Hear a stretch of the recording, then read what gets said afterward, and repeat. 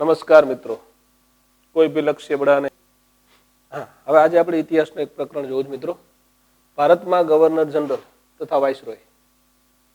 હવે ગવર્નર શબ્દનો ઇતિહાસ શું છે એ સમજીએ મિત્રો. Governor, the person who governor is called governor. વ્યક્તિ કે જે ગવર્ન કરે, તો ગવર્નર સંચાલન કરે, એને શું કહેવાય? ગવર્નર. એટલે અહીંયા શું છે, ગવર્નર ભારતમાં સામાન્ય રીતે આપણને ઈસ્ટ ઇન્ડિયા કંપની સાથે આપણે એને એટેચ કરતા હોય છે, પણ તમે એવું ઇતિહાસમાં ભણી ગયા છો કે અશોક છે એને ગાદી સોંપવામાં આવી, એ પહેલા એ ક્યાંનો ગવર્નર હતો? તો કે તક્ષશિલામાં એ ગવર્નર તરીકે કામ કરતો હતો. એવું તમે બધું ભણી ગયા છો. એટલે કે ગવર્નર શબ્દ અગાઉ પણ અહીંયા અસ્તિત્વ ધરાવતો હતો. પણ અહીંયા ઇતિહાસમાં આપણને જે એક્ઝામ ઓરિએન્ટેડ વ્યૂ છે ગવર્નર અને ગવર્નર જનરલનો, એ સંદર્ભે થોડી આપણે ચર્ચા કરીએ. ભારતમાં ગવર્નર જનરલની વાત કરવી છે તો વસ્તુ ક્યાંથી શરૂ થાય છે મિત્રો? તો કે ભારતમાં સૌ પ્રથમ યુરોપીય ગવર્નર, આવો પ્રશ્ન પૂછવામાં આવે, ભારતનો સૌ પ્રથમ યુરોપીય ગવર્નર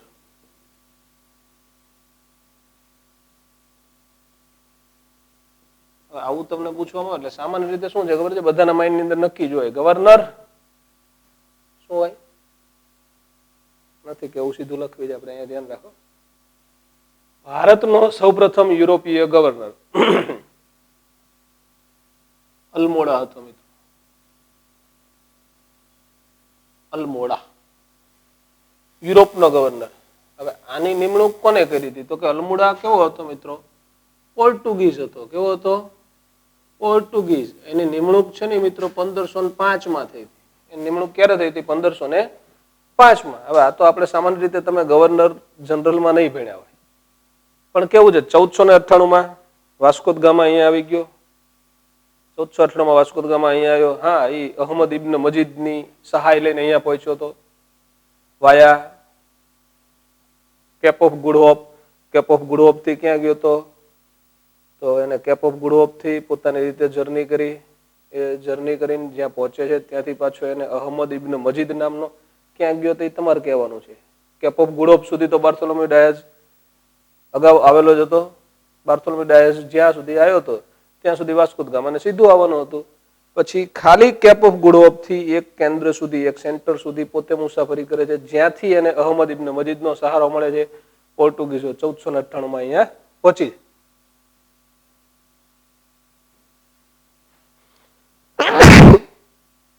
સોરી, હવે 1498 પોર્ટુગીઝો અહીંયા પહોંચી ગયા. ક્યાં પહોંચ્યા? કાલિકટ પહોંચ્યા. કયો રાજા હતો?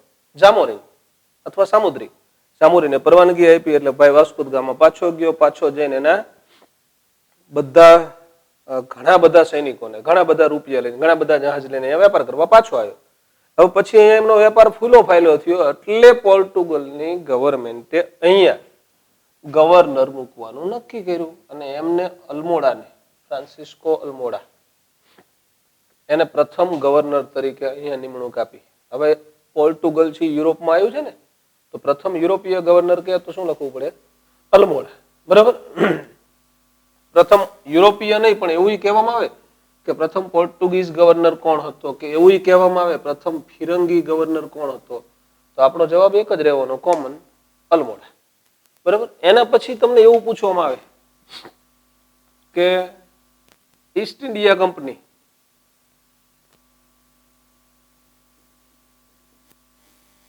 ઇંગ્લેન્ડ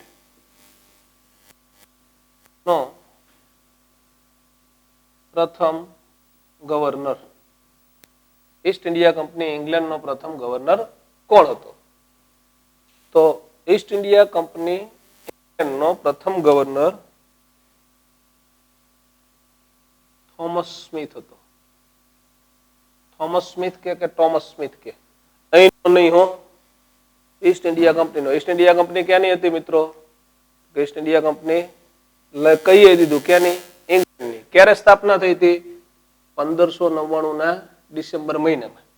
હવે ત્યારે એમને જે ગવર્નર ડિક્લેર કરેલો હોય, તો ઈસ્ટ ઇન્ડિયા કંપનીની સ્થાપના પછી જેને પ્રથમ ગવર્નર બનાવવામાં આવ્યો તો એ ગવર્નર કોણ હતો? Thomas Smith. પછી એ ઈસ્ટ ઇન્ડિયા કંપની છે એનો ફોર્મેશન થાય પછી 1608 વિક્ટર નામનું જહાજ લઈ અને અહીંયા કોણ આવે?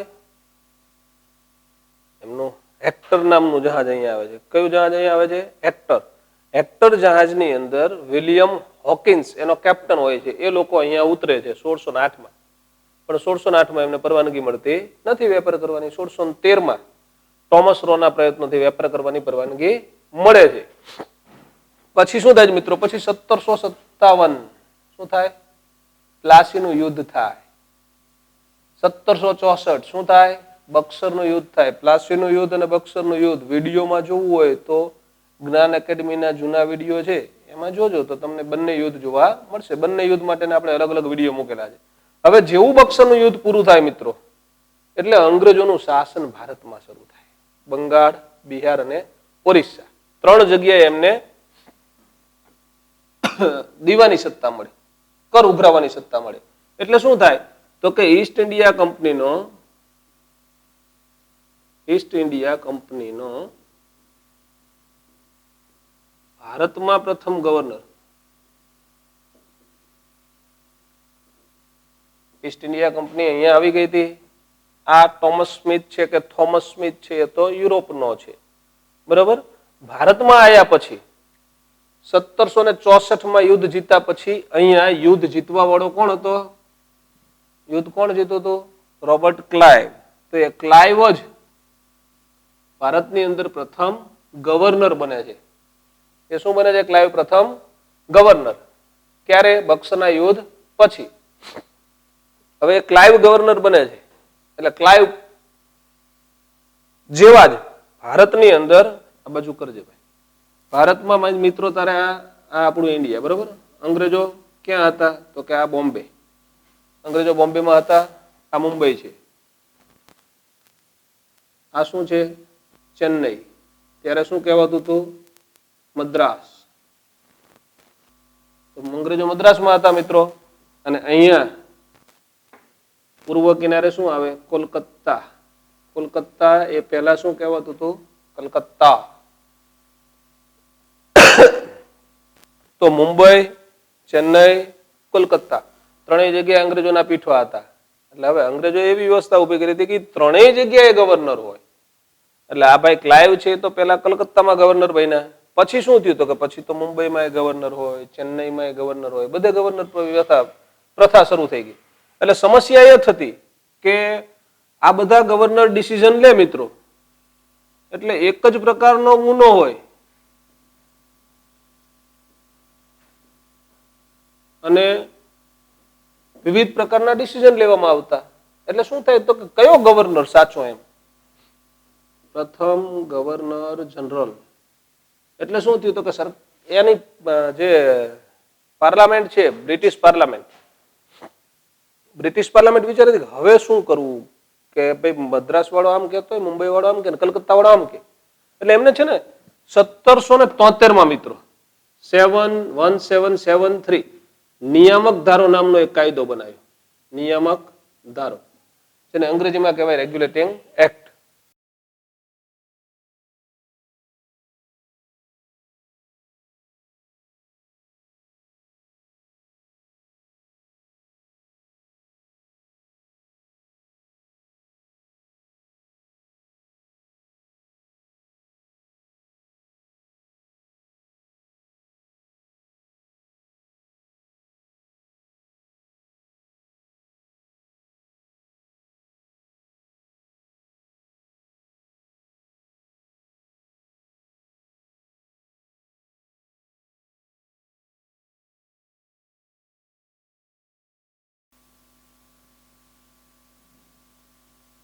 આ ભાઈએ દ્વિમુખી શાસન પદ્ધતિ શરૂ કરી હતી રોબર્ટ ક્લાઇવે. વોરન હેસ્ટિંગ્સ જેવો ગાદી ઉપર આવ્યો અને દ્વિમુખી શાસન પદ્ધતિ નાબૂદ કરી. વોરન હેસ્ટિંગ્સને કયા ધારા અંતર્ગત ભારતમાં પ્રથમ ગવર્નર જનરલ તરીકે નિમણૂક આપવામાં આવી? તો કે 1773 નો નિયામક ધારો. પછી 1773 થી લઈને મિત્રો છેક આ પદ છે ગવર્નર જનરલનું, બંગાળના ગવર્નર જનરલનું, એ 1833 સુધી ઇન્ટેક્ટ રહ્યું હતું. ઇન્ટેક્ટ મતલબ કે કંઈ પણ ચેન્જ વગરનું. 1833 માં ફરીથી પાછું ઈસ્ટ ઇન્ડિયા કંપનીનો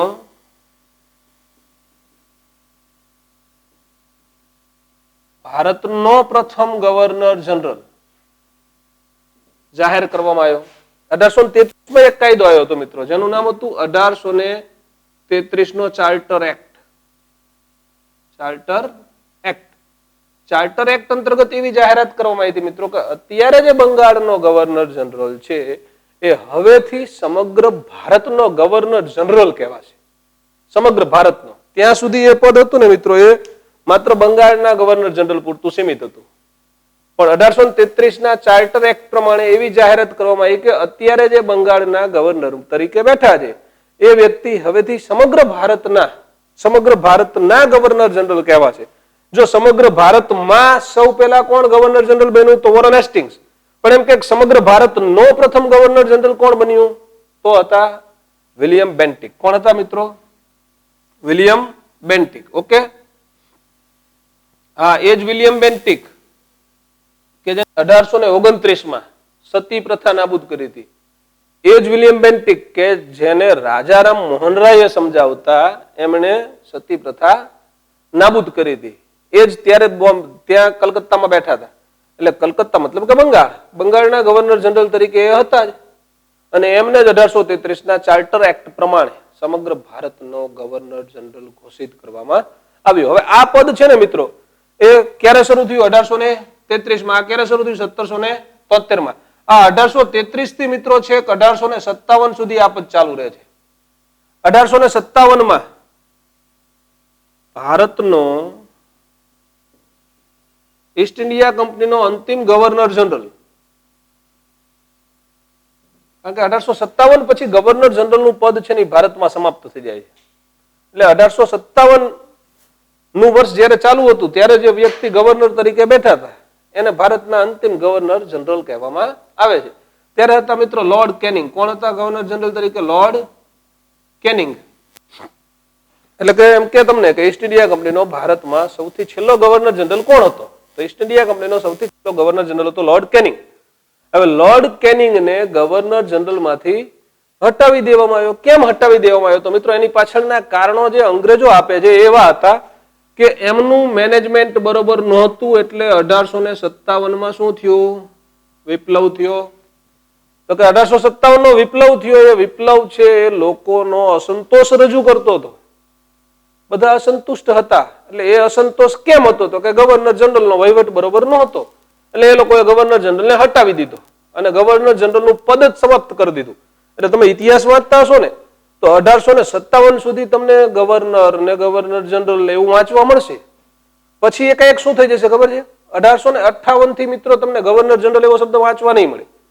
ત્યાંથી આપણે વાઇસરોય એવું વાંચશું. એટલે હવે શું થયું?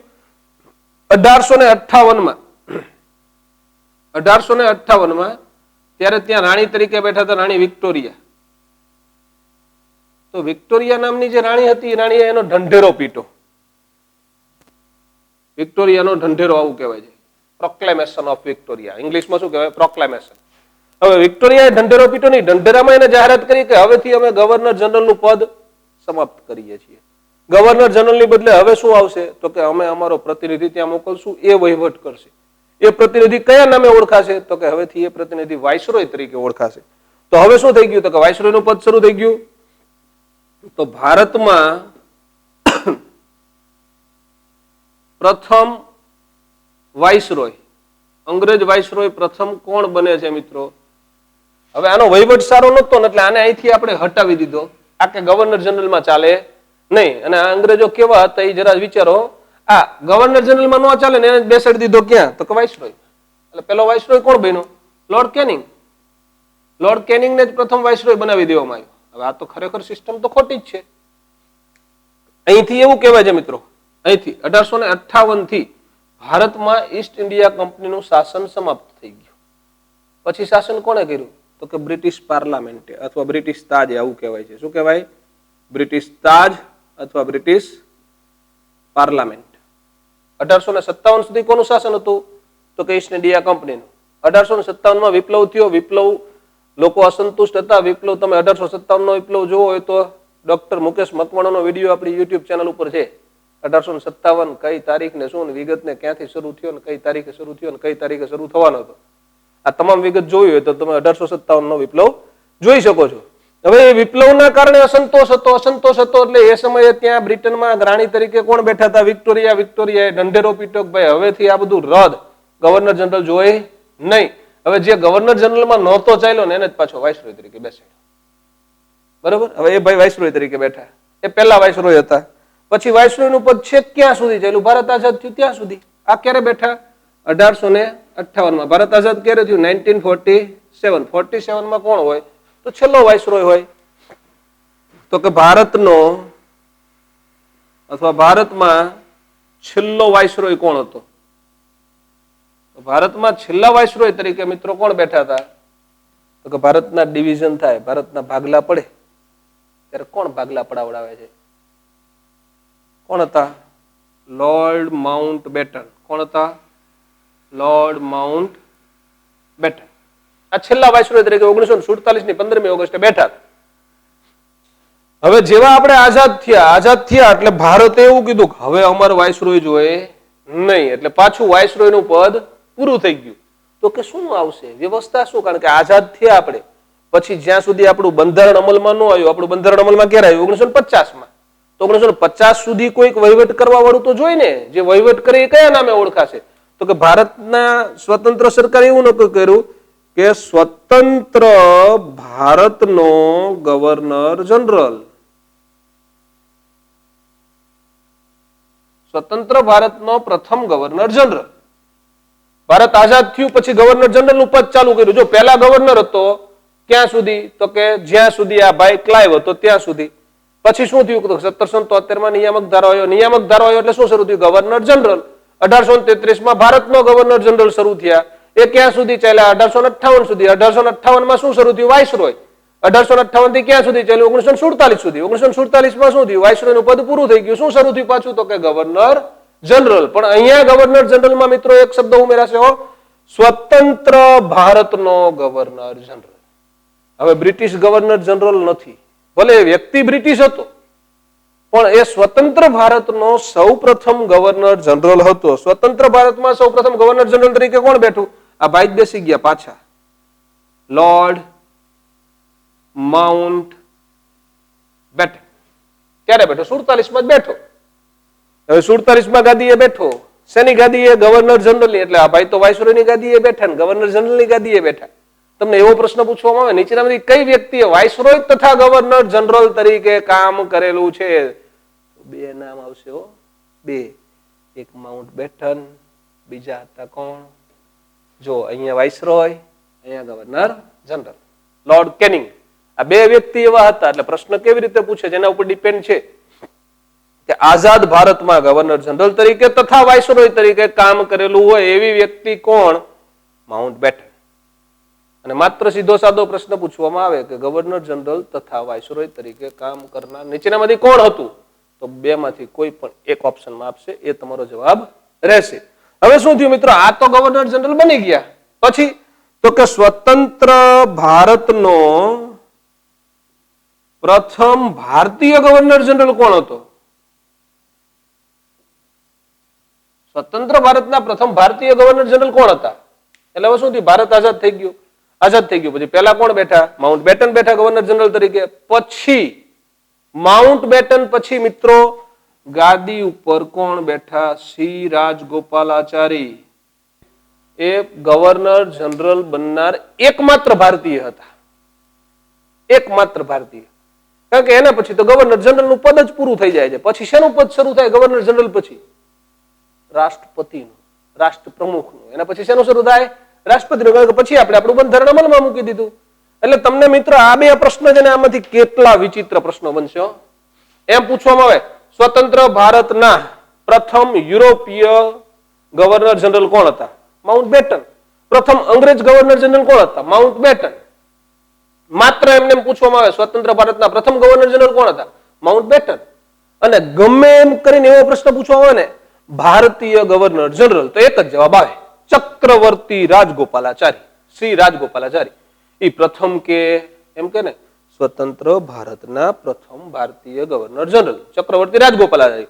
સ્વતંત્ર ભારતના એકમાત્ર ભારતીય ગવર્નર જનરલ ચક્રવર્તી રાજગોપાલાચારી. સ્વતંત્ર ભારતના અંતિમ ગવર્નર જનરલ ચક્રવર્તી રાજગોપાલાચારી. સ્વતંત્ર ભારતના અંતિમ ભારતીય ગવર્નર જનરલ ચક્રવર્તી રાજગોપાલાચારી. ઓકે, એના પછી શું શરૂ થયું મિત્રો? તો કે એના પછી કયું પદ શરૂ થયું? રાષ્ટ્ર પ્રમુખ અથવા રાષ્ટ્રપતિ. કોણ હતા સૌથી પહેલા રાષ્ટ્ર પ્રમુખ? કોણ હતા? તો કે ડોક્ટર રાજેન્દ્ર પ્રસાદ થી શરૂઆત થઈ. Doctor Rajendra Prasad. Okay, once again મિત્રો બધું જ રિવિઝન કરી લેવી, યાદ રાખજો. અરે સામું જોઈને સાંભળી લ્યો. તમને એમ કે ભારતમાં પ્રથમ યુરોપીય ગવર્નર કોણ હતો? તો હતો કોણ? અલ્મોડા. અલ્મોડા ક્યાંનો હતો? પોર્ટુગલનો. એને પોર્ટુગીઝ ને છે ને આપણે અહીંયા શું કહેવી છે? ફિરંગીઓ કહેવી છે. એટલે પ્રથમ ફિરંગી ગવર્નર કહેતો હોય કોણ હતો? અલ્મોડા. અને ફિરંગીઓમાં તાકાતવર જેને બહુ સારું કામ કર્યું હોય ને એવો ગવર્નર જનરલ હતો, એનું નામ હતું આલ્બુકર્ક. કોણ હતો? આલ્બુકર્ક. બરોબર. પછી તો કે ઈસ્ટ ઇન્ડિયા કંપનીની સ્થાપના થઈ. સ્થાપના થઈ 1599 ક્યાં થઈ? લંડનમાં થઈ, બ્રિટનમાં થઈ, ઇંગ્લેન્ડમાં થઈ.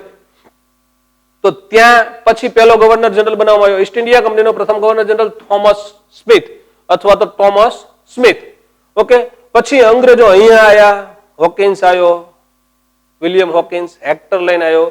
પછી અહીંયા એમને 1757 નું યુદ્ધ જીતા, 1764 નું યુદ્ધ જીતા. એટલે અહીંયા ગવર્નર શરૂ થઈ ગયો, કારણ કે દે સ્ટાર્ટેડ ગવર્નિંગ હિયર.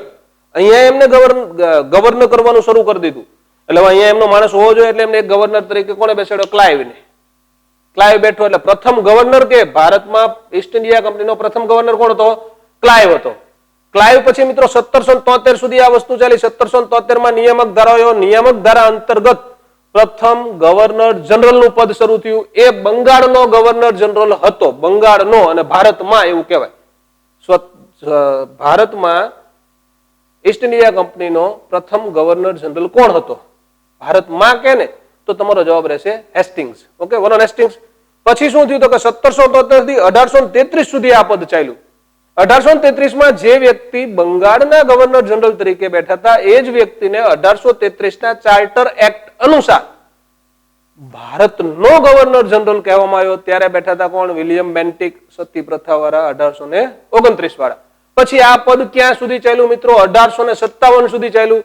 1857 માં ત્યાં લોર્ડ કેનિંગ બેઠા હતા. 1857 માં વિપ્લવ થયો. વિપ્લવ થયો એટલે ઢંઢેરો પીટવામાં આવ્યો. 1858 માં વિપ્લવ પૂરો થયો. પછી ઢંઢેરો કોણે પીટો? વિક્ટોરિયાએ. વિક્ટોરિયાના ઢંઢેરામાં એ ઢોલ નો વગાડે હો, એના નામથી જાહેરાત થાય.